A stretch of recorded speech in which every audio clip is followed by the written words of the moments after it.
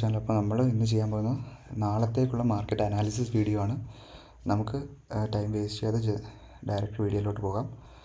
അപ്പോൾ നമ്മൾ നേരത്തെ ലെവൽസ് മാർക്ക് ചെയ്ത് വെച്ചിട്ടുണ്ട്. അപ്പോൾ ഞാൻ നിങ്ങൾക്ക് ലെവൽസ് ജസ്റ്റ് ഒന്ന് എക്സ്പ്ലെയിൻ ചെയ്ത് പറഞ്ഞു തരാം. ഫസ്റ്റ് എന്ന് പറഞ്ഞു കഴിഞ്ഞാൽ നമ്മൾ 3 കണ്ടീഷൻസാണ് നമ്മളിവിടെ പറയാൻ പോകുന്നത്. മാർക്കറ്റ് ഒരു ഫ്ലാറ്റ് ഓപ്പൺ തരികയാണെങ്കിൽ മാർക്കറ്റ് എങ്ങനെ ബിഹേവ് ചെയ്യും, അതുപോലെ ഒരു ഗ്യാപ്പ് ഓപ്പൺ തരുവാണെങ്കിൽ മാർക്കറ്റ് എങ്ങനെ ആയിരിക്കും ബിഹേവ് ചെയ്യുന്നത്, അതുപോലെ ഗ്യാപ്പ് ഡൗൺ ഓപ്പൺ തരുവാണെങ്കിൽ മാർക്കറ്റ് എങ്ങനെ ആയിരിക്കും ബിഹേവ് ചെയ്യുന്നതെന്ന് നമുക്ക് നോക്കാം.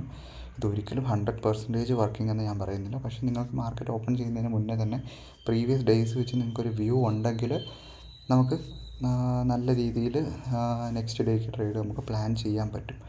മാർക്കറ്റ് എപ്പോഴും ഹിസ്റ്റോറിക്കൽ ഡേറ്റയെ റെസ്പെക്റ്റ് ചെയ്തുകൊണ്ട് മൂവ് ചെയ്യുന്ന ഒരു കാര്യമാണ്. അതുകൊണ്ട് നിങ്ങൾ പ്രീവിയസ് ഡേയിൽ എവിടേക്കാണ് മാർക്കറ്റ് പോസ് എടുത്തത്, അതേപോലെ എവിടേക്കാണ് മാർക്കറ്റ് ബിഗ് മൂവ് ഉണ്ടാക്കിയത് എന്ന് നമുക്ക് മനസ്സിലാക്കി കഴിഞ്ഞാൽ അതേ സ്ഥലത്തെത്തുമ്പോൾ തിരിച്ചും അതേ സെൻറ്റിമെൻറ്റ്സ് വരാനുള്ള ഒരു ചെറിയ പ്രോബബിലിറ്റി ഉണ്ട്. അപ്പോൾ അതിനെയാണ് നമ്മളിവിടെ യൂട്ടിലൈസ് ചെയ്യുന്നത്. ഓക്കെ ഗൈസ്, അപ്പോൾ നമുക്ക് ഒരു ഫ്ലാറ്റ് ഓപ്പണിലാണ് മാർക്കറ്റ് വരുന്നതെങ്കിൽ നമ്മൾ എന്ത് ചെയ്യണം എന്ന് നമുക്ക് ജസ്റ്റ് നോക്കാം. മാർക്കറ്റ് ഈ ഒരു റേഞ്ചിനും 24,480ക്കും ഈ ഒരു റേഞ്ച് 24,383ക്കും ഉള്ളിലാണ് മാർക്കറ്റ് ഓപ്പൺ ചെയ്യുന്നതെങ്കിൽ നമുക്കൊരു ഫ്ലാറ്റ് ഓപ്പൺ എന്ന് പറയാം. അപ്പോൾ മാർക്കറ്റ് ഈ ഒരു ഏരിയയിൽ സപ്പോർട്ട് എടുക്കാനുള്ള ഒരു ഹൈ പ്രോബബിലിറ്റി ചാൻസ് ഞാൻ കാണുന്നുണ്ട്. 24,350 ഇവിടെ നിന്ന് മാർക്കറ്റ് ബൗൺസ് ചെയ്യുകയാണെങ്കിൽ ഈസിലി മാർക്കറ്റ് 24,537 എന്നും 24,600 എന്ന ലെവലിലോട്ടും മാർക്കറ്റ് എത്താനുള്ള പ്രോബബിലിറ്റി ഞാൻ കാണുന്നുണ്ട്. ഇമാജിൻ ചെയ്യുക, നമ്മൾ ഇവിടെ നിന്ന് നമ്മൾ നോക്കുമ്പോൾ തന്നെ നമുക്ക് കാണാൻ പറ്റുന്ന ഏകദേശം ഒരു 250 പോയിൻറ്റ്സാണ്.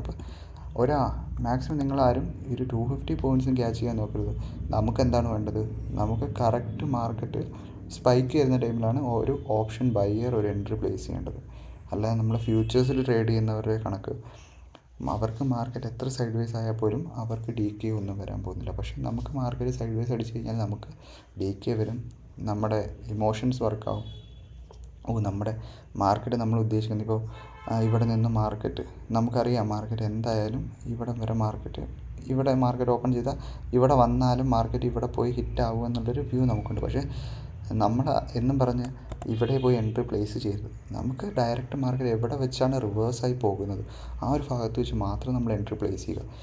ഇമാജിൻ ചെയ്യുക, നമ്മൾ എൻട്രി വെച്ചു, നമ്മളൊരു 30 പോയിൻറ്റ്സ് ആയിരിക്കും നമ്മൾ സ്റ്റോപ്പ് ലോസ് വെച്ചെങ്കിൽ മാർക്കറ്റ് ഈ ഒരു ഭാഗത്ത് എത്തുമ്പോൾ തന്നെ നമ്മുടെ സ്റ്റോപ്പ് ലോസ് ഹിറ്റാവും. കാരണം എന്താണ്, മാർക്കറ്റ് ഇവിടെ എത്തിയത് തന്നെ സൈഡ് വേസ് വ്യൂവിൽ കൂടെയാണ്. തീറ്റ ഡി കെ കാരണം നമുക്ക് നമ്മുടെ സ്റ്റോപ്പ് ലോസ് ഈസിലി ഹിറ്റായി പോകുന്നത് നമുക്ക് കാണാൻ പറ്റും. അപ്പോൾ നമ്മുടെ ഫസ്റ്റ് കണ്ടീഷൻ, മാർക്കറ്റ് ഒരു ഫ്ലാറ്റ് ഓപ്പൺ ആണ് തരുന്നതെങ്കിൽ താഴെ ഇവിടെ ഒന്ന് സപ്പോർട്ട് എടുത്ത് മാർക്കറ്റിന് മുകളിലോട്ട് പോകാം. നെക്സ്റ്റ് നമ്മൾ പറയുന്നത് ഒരു gap up out gap down. ഒരു നല്ല ഗ്യാപ്പ് അപ്പ് ഗ്യാപ്പ് ഡൗൺ എന്ന് പറയുന്നത് ഒന്നുകിൽ ഈ ഒരു ലെവലിൻ്റെ മുകളിൽ, അല്ലെങ്കിൽ ഒരു ഗ്യാപ്പ് ഡൗൺ എന്ന് പറയാൻ പറ്റുന്നത് ഈ ഒരു ലെവലിൻ്റെ താഴെ. മാർക്കറ്റ് ഈ ഒരു ലെവലിന് മുകളിലാണ് മാർക്കറ്റ് ഓപ്പൺ ചെയ്യുന്നതെങ്കിൽ ഇന്ന് സംഭവിച്ചത് കണക്ക് മാർക്കറ്റിന് ഇങ്ങോട്ട് വന്നൊരു ഗ്യാപ്പ് ഫില്ലിംഗ് തന്നതിന് ശേഷം മാർക്കറ്റ് മുകളിലോട്ട് പുഷ് ചെയ്യാനുള്ള ചാൻസ് ഞാൻ കാണുന്നുണ്ട്. അതേപോലെ മാർക്കറ്റ് ഒരു ഗ്യാപ്പ് ഡൗൺ ആണ് മാർക്കറ്റ് തുറന്നു തരുന്നത്, ഈ ഒരു ലെവലിന് താഴെയാണ് മാർക്കറ്റ് തുറന്നു തരുന്നതെങ്കിൽ ഒന്നുകിൽ മാർക്കറ്റ് ഈ ഒരു ലെവലിൽ സപ്പോർട്ട് എടുത്തുകൊണ്ട് മാർക്കറ്റിന് താഴോട്ട് വീഴാനുള്ള ചാൻസ് ഞാൻ കാണുന്നുണ്ട്. ഇല്ലെങ്കിൽ ഇതേപോലെ തന്നെ ഇവിടുന്ന് മാർക്കറ്റ് ഈ ഒരു പുഷ് തന്നിട്ട് പിന്നെ മാർക്കറ്റ് ഈ ഡയറക്ഷനിലോട്ടാണോ പ്രൈസ് ആക്ഷൻ കാണിച്ച് മൂവ് ചെയ്യുന്നതെന്ന് നമ്മൾ ജസ്റ്റ് നോക്കുക. ചിലപ്പോൾ ഈ ഒരു ഭാഗത്ത് നിന്ന് പ്രൈസ് ആക്ഷൻ ഇങ്ങനെ കാണിച്ച് മാർക്കറ്റ് ഈ 2 ലെവൽസ് ടേക്ക് ചെയ്യാനുള്ള ചാൻസ് ഉണ്ട്. നാളെ എൻ്റെ മോസ്റ്റ്ലി വ്യൂ ബുള്ളിഷ് ആയിരിക്കും. കാരണം എന്ന് പറഞ്ഞു കഴിഞ്ഞാൽ നമ്മൾ ബാങ്ക് നിഫ്റ്റിയും സെൻസെക്സ് നമ്മൾ നോക്കിക്കഴിഞ്ഞാൽ ഈ 2 ഇൻഡെക്സുകളും ഒരു ക്യാൻഡിൽ ക്ലോസിങ് തന്നേക്കുന്നത് നേരത്തെ ഉണ്ടാക്കിയ ഒരു റെസിസ്റ്റൻസിൻ്റെ മുകളിലാണ്. അപ്പോൾ ഈ ഒരു ഏരിയയിൽ സപ്പോർട്ടായിട്ട് ആക്ട് ചെയ്യും. അതേപോലെ സെൻസെക്സ് നമ്മൾ നോക്കിക്കഴിഞ്ഞാൽ ഒരു ചെറിയ സ്ട്രക്ചർ ഷിഫ്റ്റ് നമുക്ക് കാണാൻ പറ്റിയിട്ടുണ്ട്.